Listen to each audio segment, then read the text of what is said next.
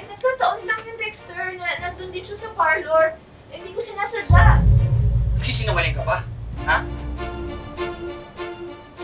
Oo na, inaamin ko na. Gusto ko lang naman malaman kung anong klase siyang babae. Sinabi ko sa'yo eh, na huwag kang lalapit sa asawa ko. Eh, gusto ko malaman bakit di mo siya maiwan-iwan. Ako ang una mo nakilala, pero bakit siya pinanindigan mo?